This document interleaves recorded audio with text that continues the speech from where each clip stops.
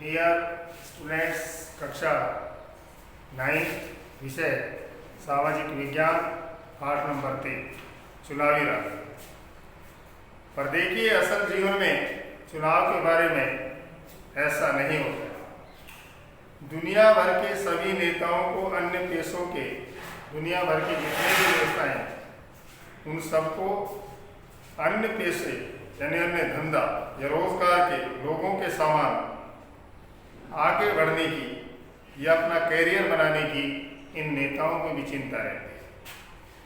वे सत्ता में बने रहना चाहते हैं या अपने लिए बड़ी से बड़ी कुर्सी या अपने लिए सत्ता में रहकर बड़ी से बड़ी कुर्सी प्राप्त करना और ज़्यादा से ज़्यादा अधिकारों की प्राप्ति करना चाहते हैं।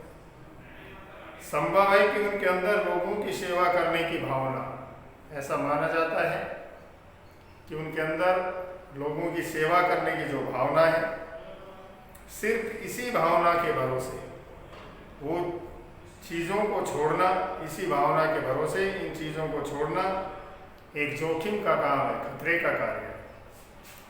और ये संभव है कि उनके अंदर लोगों की मदद करने की भावना हो, और ये माना जाता है कि उनके अंदर लोगों की मदद करने की संभावना होती है। उन्हें यह मालूम नहीं है कि यह काम कैसे किया जा सकता है, उनको यह मालूम नहीं है कार्य कैसे होगा, या फिर ये कह सकते हैं कि उनके मन में जो विचार हो, या हम ऐसे कह सकते हैं कि उनमें जो विचार हैं उनको लोगों की ज़रूरत या स्थानीय जो लोगों की आवश्यकता है या स्थानीय जो स्थिति है उनसे तालमेल न बैठे।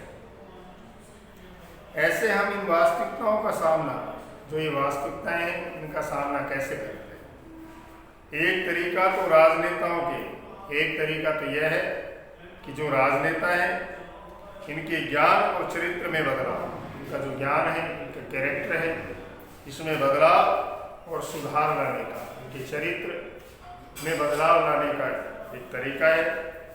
और दूसरा है ज़्यादा व्यवहारिक तरीका, और दूसरा है व्यवहारिक तरीका यह है कि हम ऐसी व्यवस्था बनाएं कि हमको या हमें ऐसी व्यवस्था बनानी चाहिए जिसमें लोगों की सेवा करने वाले जो लोग हैं, उनकी सेवा करने वाले जो राजनेता हैं, उनको एक पुरस्कार मिले, इनाम मिले, और ऐसे नहीं करने वालों को, और जो ऐसा नहीं करता है उनको पनिशमेंट मिले। इस पुरस्कार या दंड का फैसला कौन करता है?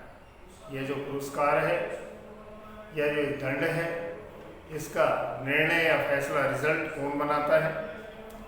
इसका सीधा सा जवाब है कि इसका रिजल्ट कौन करते हैं? पब्लिक करते हैं। चुनावी प्रतिद्वंदिता का यही अर्थ है, जो चुनावी प्रतिद्वंदिता है उसका यही अर्थ है।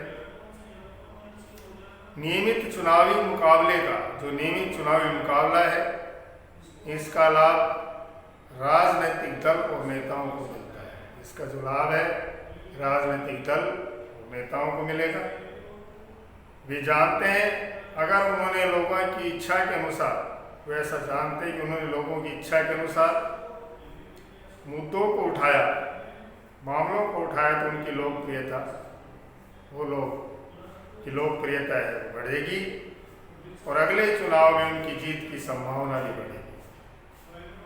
लेकिन यदि वे अपने कामकाज से, लेकिन अगर वे अपने कामकाज से जो मतदाता हैं उनको संतुष्ट करने में अगर वह असफल रहते हैं तो वे अगला चुनाव नहीं जीत सकते।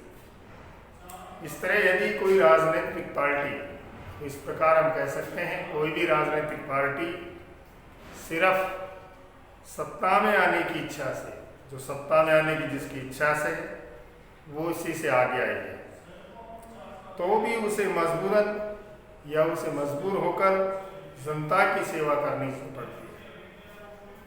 कुछ इसी ढंग से कुछ बाजार काम करता है।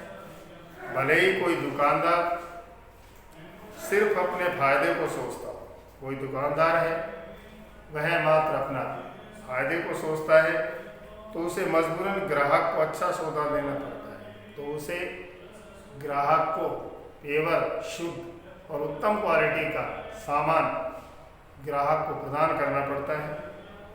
अगर वह ऐसा नहीं करेगा तो ग्राहक दूसरी दुकान देखेगा।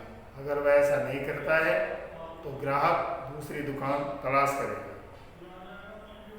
ठीक इसी तरह राजनीतिक मुकाबले से संभव है। ठीक इसी तरह से जो राजनीतिक मुकाबला है उससे संभव है कुछ भेदभाव उनमें पनपे और लोगों में आपसी मनमुटाव पैदा हो।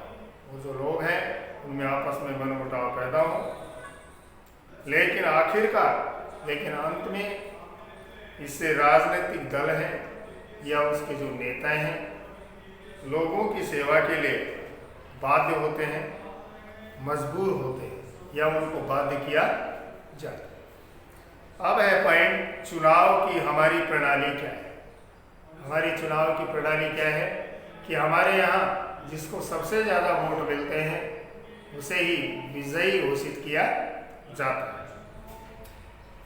क्या हमारे देश में होने वाले चुनाव, जो हमारे देश में चुनाव होते हैं, लोकतांत्रिक है? इस सवाल का जवाब देने के लिए, इस लोकतंत्र का जवाब देने के लिए आप देखें कि भारत में चुनाव किस तरह होता है, कि भारत के अंदर चुनाव किस प्रकार से करवाए जाते हैं। हमारे यहाँ लोकसभा और विधानसभा के चुनाव हर 5 साल बाद होते हैं। हमारे यहाँ मीन्स भारत में हर लोकसभा और हर विधानसभा का चुनाव, अगर उनका कार्यकाल पूरा होता है तो हर 5 वर्ष के बाद लोकसभा और विधानसभा के चुनाव संपूर्ण करवाए जाते हैं। 5 साल के बाद सभी चुने हुए प्रतिनिधि और 5 साल के बाद जो सभी चुने हुए प्रतिनिधि हैं उनका जो कार्यकाल है वह समाप्त हो जाता है। लोकसभा और विधानसभा भंग भी हो जाती है समय से पूरा। फिर सभी चुनाव क्षेत्रों में एक ही दिन या एक छोटे अंतराल में अलग अलग दिन चुनाव होते हैं। जब विधानसभा या लोकसभा समय से पूरा भंग हो जाती है तो उस क्षेत्र में, चुनाव क्षेत्र में एक ही दिन या थोड़ा थोड़ा अंतराल दे करके पुनः चुनाव करवाते हैं। इसे आम चुनाव कहा जाता है। कई बार सिर्फ एक क्षेत्र में चुनाव होता है और कई बार ऐसा होता है किसी एक क्षेत्र विशेष में चुनाव करवाया जाता है। गुलबर्गा संसदीय क्षेत्र है, इधर कर्नाटक का गुलबर्गा कलाबुर्गी जिला है, जो किसी सदस्य की मृत्यु या इस्तीफे से खाली होता है। अगर किसी लोकसभा सांसद, विधानसभा एमएलए की अगर मृत्यु हो जाती है तो वह क्षेत्र, जो निर्वाचन क्षेत्र खाली हो जाता है तो वहाँ पर चुनाव करवाए जाते हैं, या इस्तीफे या उसमें समय से पूरा अपने पद से इस्तीफा दे दिया है। इसे उपचुनाव कहते हैं। देखिए, उपचुनाव किसे कहते हैं?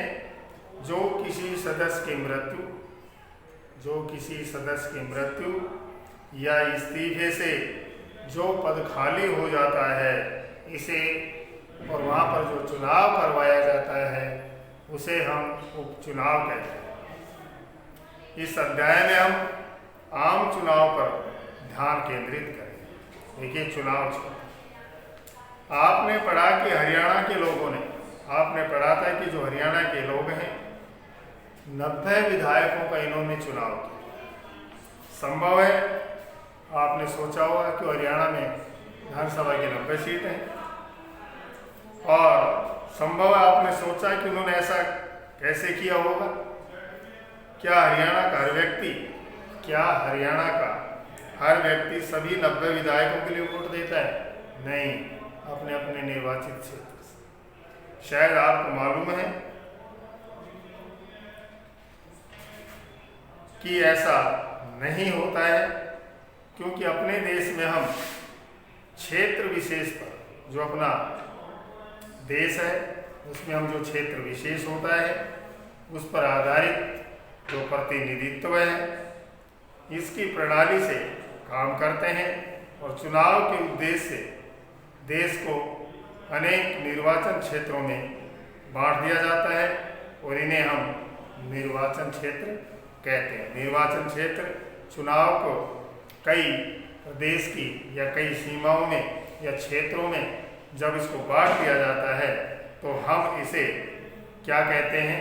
निर्वाचन क्षेत्र कहते हैं। अब देखिए, आया था उपचुनाव। जब किसी सांसद या विधायक की मृत्यु हो जाए या इन्होंने 5 साल से समय से पूर्व अपने पद से इस्तीफा दे दिया है तो उस क्षेत्र विशेष में जो चुनाव करवाया जाता है उसे उपचुनाव कहा जाता है।